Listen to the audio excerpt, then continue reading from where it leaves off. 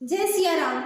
कैसी एक छोटे से वानर ने जो जिसका नाम अंगद था, वो भगवान राम का सानिध्य पाकर लंकापति रावण को चुनौती दे पाता है। कैसे वो राम जी के शरणागत होने से उसका बल दसों गुना बढ़ जाता है, हजारों गुना बढ़ जाता है। सुनिए, रावण के सामने जब अंगद को दूत बनाकर भेजा गया, राम जी ने जब उसे दूत बनाकर भेजा लंका में, तो वो लंका जाकर बोलता है कि तुम वही रावण हो ना जो सहस्त्रबाहु ने विशेष जंतु कह के पकड़ लिया था, और तब पुलस्त ऋषि ने उसे जाकर छुड़ाया। या तो वो रावण हो जो राजा बाली को जीतने पाताल में गया था और वहां बच्चों ने उसे पकड़ लिया और वो बच्चे खेलते थे और जा जाकर उसे मारते थे। तब राजा बलि को दया आई तो उसने उनको वो छुड़ा दिया। या तो वो रावण हो जो बाली के काख में बहुत दिनों तक दबा रहा था।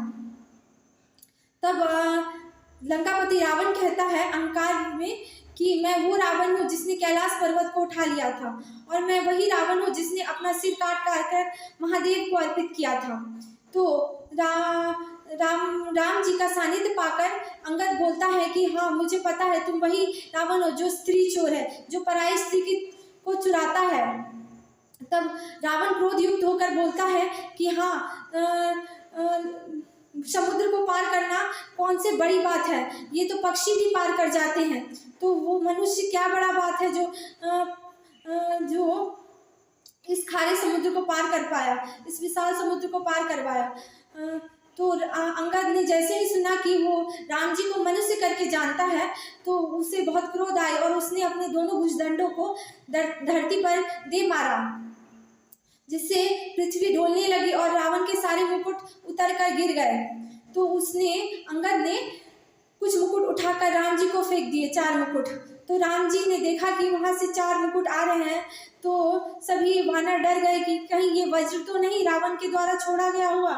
तो राम ने बोला कि नहीं, ये वज्र नहीं, ये तो रावण के मुकुट हैं। तो उधर रावण को फिर गुस्सा आया और उसने बोला श्री राम जी तो एक तपस्वी है, एक राजा है, एक मनुष्य है।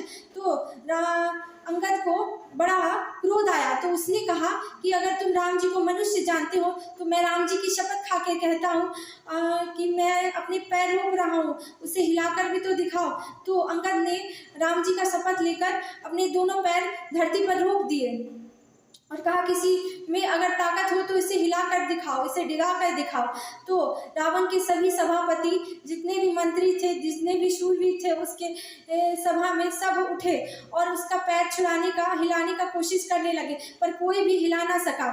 तब अंत में रावण आया और उठा। जैसे ही वो अंगद के पैर पकड़ने लगा तो अंगद ने अपना पैर पीछे कर लिया और कहा अगर पैर ही लगना है तो राम जी के पैर लगो, तुम जीवन में तर जाओगे। तो हमें यहाँ से ये सीख मिलती है कि कैसे अंगद ने रावण को चुनौती दी, जो एक छोटा सा केवल वानर था।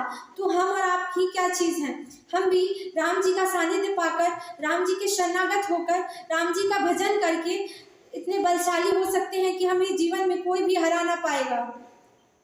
जय सिया राम।